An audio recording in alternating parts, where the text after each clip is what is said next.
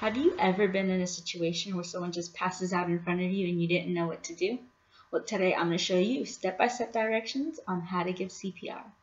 First thing I'm going to do is show you the materials. The first material is a ventilation mask. A ventilation mask is very important because this is what you use to give the 2 breaths before the 30 compressions. The next material is your hands. Your hands are very important because this is what you use to give the 30 compressions and also to feel for a pulse. Now say someone just passes out on the floor. The first step is to check the patient's surroundings to see if there's any dangerous objects around you or the patient. The next step is you're going to check if the patient's responsive. And how you do this is you shake the patient gently on the shoulder or you check their pulse. And how you check their pulse is you get their pointer finger and your middle finger and put it on the carotid artery.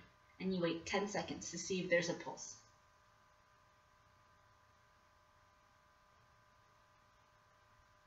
As you can see, the patient isn't responsive. So now we're going to continue with the CPR by putting the ventilation mask on the patient's mouth and nose. Then you're going to give the 2 breaths. After the 2 breaths, you're going to continue with the compressions. You're going to put one hand over the other and you're going to clamp your hands down. You're going to use the meaty portion of your palms to dig into the middle of the chest, but not too hard where you can injure the patient more. You're going to do 30 compressions.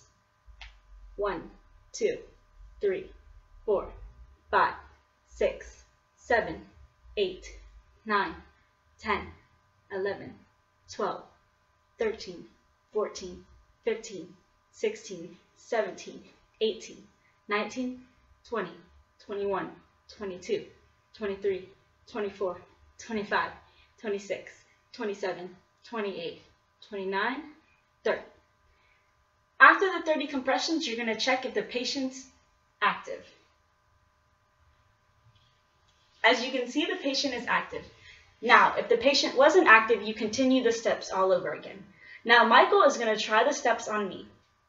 Okay, your first step is going to be to check the surrounding area around your patient. You want to make sure that there's nothing harmful for you or them. After you've done that, you're going to go ahead and check if the patient is responsive. You can do this by either tapping the patient on the shoulder gently or giving them a slight shake. If they don't respond to that, you're going to go ahead and check their pulse. You're going to do this by taking your middle finger and your index finger and placing it on the patient's carotid artery. You're going to go ahead and wait 10 seconds to feel for a pulse.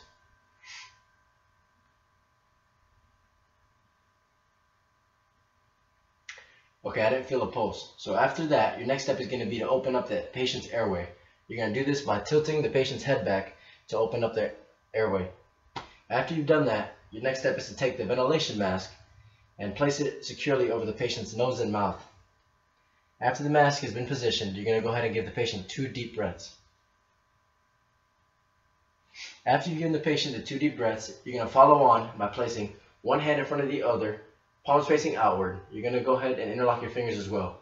You're going to use the meaty portion of your palm to give the patient 30 compressions in the center of the chest.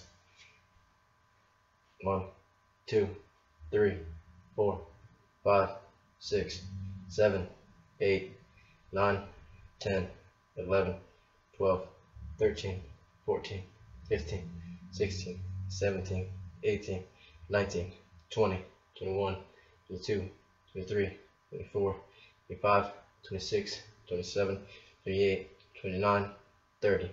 After you've given the patient 30 compressions, you're going to go ahead and check to see if they're responsive. You can do this by tapping the patient on the shoulder and seeing if they respond to that. If they do, you successfully completed CPR. If not, you have to continue to repeat the steps over again. 4 out of 5 cardiac emergencies happen at home. 70% of Americans feel hopeless during a cardiac emergency due to the fact that they aren't CPR certified or they just lack their skills. Getting your CPR certification is a huge responsibility. There's 3 ways you can become certified: in teens, infants, or adults. Make sure you realize which certification you have. Don't go around giving CPR to someone that you're not certified in. To become certified, you can go to the American Red Cross website, or if you're a high school student and you have a medical class, your teacher can certify you as well. Your certification lasts up to 2 years. After that, you have to do your certification again. Having a CPR certification can benefit you when you don't realize it. So if you have any further questions, go visit the American Red Cross website. Thank you.